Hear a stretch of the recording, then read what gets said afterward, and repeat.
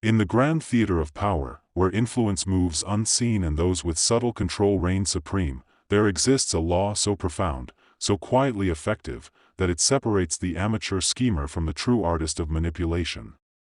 Law 32 of Robert Greene's The 48 Laws of Power states, "Play to people's fantasies." It is not a law of brute force, not one of overt domination, but a law of seduction and illusion. It calls upon those who seek power to tap into the unspoken desires, the buried dreams, and the fantasies that drive people more than reason ever could. This law teaches that when reality is too harsh, people cling to fantasies like sailors to driftwood in a stormy sea. And whoever offers them the most alluring illusion, no matter how impossible, will hold their loyalty, their admiration, and, ultimately, their obedience. Human beings are creatures of emotion before reason. As much as we claim to be rational beings, guided by facts and logic, our actions are more often shaped by longing, hope, and fear. In times of uncertainty, difficulty, or boredom, people look to those who can promise escape. Whether it be a charismatic leader, a mystical guru, or a cunning politician, the one who can weave a narrative that offers release from the mundane, from the harsh realities of life, secures a following that facts alone could never inspire. Greene, in his wisdom, reminds us that this is an eternal truth, one that has repeated itself through centuries of human history. Consider history's most influential leaders and entertainers. Their power was not solely derived from policy or talent but from their ability to feed fantasies. Napoleon promised glory to a battered and humiliated France. Adolf Hitler conjured visions of a pure and invincible nation. The pharaohs of ancient Egypt presented themselves as gods who would guide their people through life and into the afterlife. In every case, these leaders tapped into the collective desires of their people and gave them something far more intoxicating than truth. They gave them hope wrapped in spectacle. In everyday life, this law applies just as powerfully, though in less obvious ways. An ambitious employee might sell a vision of a better future to their team, rallying them with dreams of promotions and shared success. A cunning lover might craft a romantic ideal, convincing their partner that they are the one person who truly understands them. A marketer creates campaigns not just selling a product but selling a better version of the customer's life, one where buying the right shoes makes them irresistible, where drinking a particular soda makes them part of a happy, beautiful, carefree crowd. All of this is fantasy. And it works. Why does this technique hold such sway over people? Because reality is, more often than not, disappointing. Life is filled with hardship, compromise, and limitations. Most people are too afraid to confront these facts head-on. Fantasies provide shelter, a means of escape. They give meaning to struggle and paint a picture of a world where problems are simple, solutions are grand, and one person, the one peddling the fantasy, holds the key to making it all come true. It is this dynamic that turns the fantasy weaver into an object of worship or admiration. But there is a crucial lesson in this law: the fantasy must be tailored to the audience. Just as a good storyteller knows their listeners, so too must the power seeker know the hearts of those they wish to command. What do they yearn for? Is it security, adventure, love, recognition, or vengeance? What fears haunt them? What impossible thing do they secretly wish could be made real? The art lies not in imposing one's own fantasies upon others but in uncovering theirs and amplifying them. A master manipulator makes their fantasy seem both unattainable and yet tantalizingly within reach. It must be a shimmering mirage that recedes just enough to keep people moving forward, always desiring more, always in thrall. Too easily attained, and it loses its power. Too distant, and it feels hopeless. The illusionist walks this line with care, hinting at rewards, dropping suggestive clues, and always keeping followers hungry. One might object that playing to fantasies is deceitful, perhaps even cruel. And indeed, in the wrong hands, it can be. Tyrants and cult leaders have destroyed lives and nations by weaving deadly fantasies. But power, by its nature, is neither good nor evil. It simply exists, and those who understand its currents are better prepared to navigate them. Fantasies need not always be destructive. A great leader can inspire positive change by convincing people they are capable of more than they believe. An artist can create worlds that heal and uplift. The key is awareness, knowing that to lead is, in part, to manage illusions, and to do so responsibly. Even those immune to overt flattery or obvious deception are susceptible to the deeper fantasies of identity and belonging. People want to believe they are special, that their lives matter, that they are part of something larger.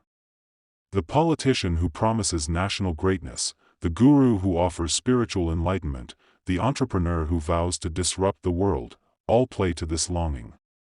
And those who follow them do so not because of evidence, but because these figures make them feel seen, chosen, and meaningful. The danger for the power seeker lies in believing their own illusion. History is replete with examples of those who crafted fantasies for others and became trapped within them. Louis XIV, the Sun King, surrounded himself with opulence and flattery, eventually mistaking the fantasy of his divine authority for reality.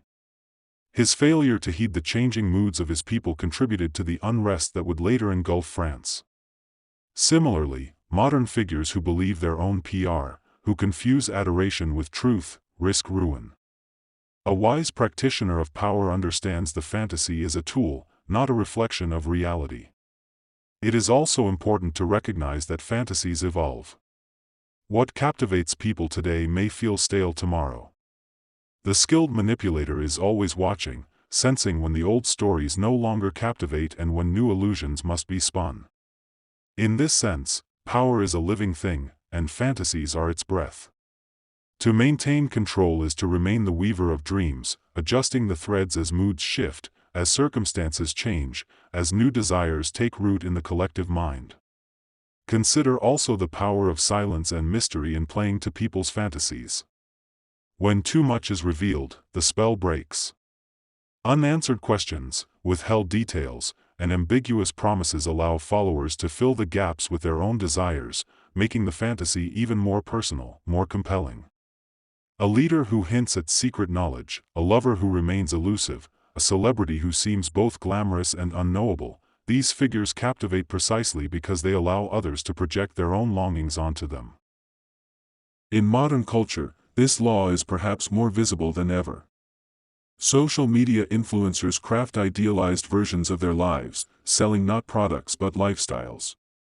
Political figures present oversimplified solutions to complex problems, promising a return to some imagined golden age. New Age gurus offer workshops that guarantee personal transformation. Entertainment media paints a world where justice is swift, love is inevitable, and good always triumphs. In each case, the fantasy serves to distract, to comfort, and to control. The individual, too, can wield this power in their personal dealings.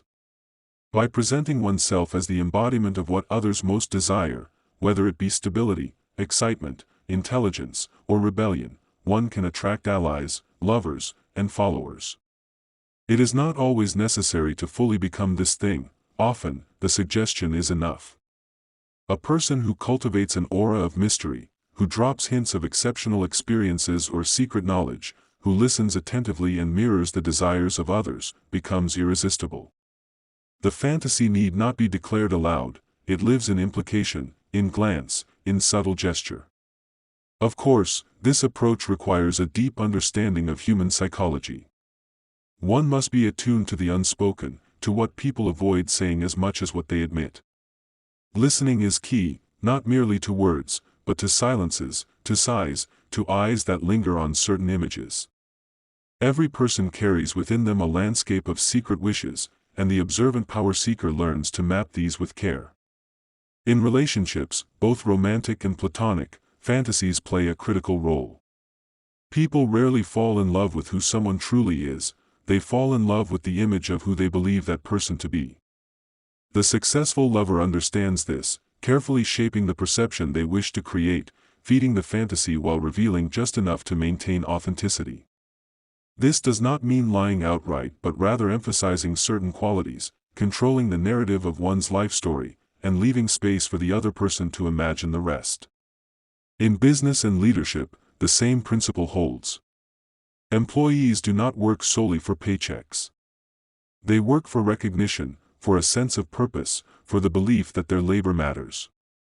A leader who can craft a compelling vision, who can sell a fantasy of future greatness, motivates far more effectively than one who deals only in facts and figures.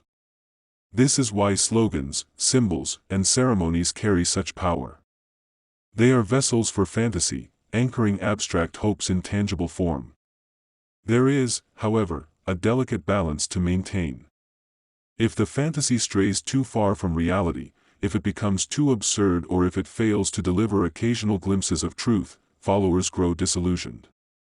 The illusionist must therefore occasionally allow small rewards, partial victories, moments that seem to validate the fantasy.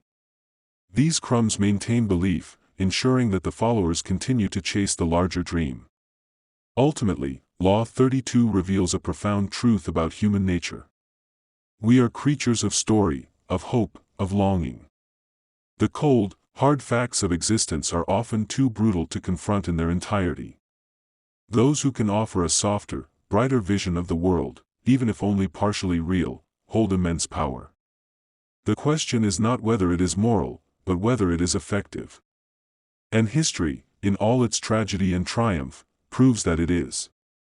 To master this law is to master the art of seduction, not merely in romance but in every sphere where human hearts beat in search of meaning. It demands empathy, observation, creativity, and discipline. It requires the power seeker to become a mirror in which others see their ideal selves and a window through which they glimpse their ideal world. It is a law that, once understood, explains much of what has shaped human affairs across centuries and continues to shape them today. In a world still desperate for wonder, the one who offers fantasy holds the strings of power.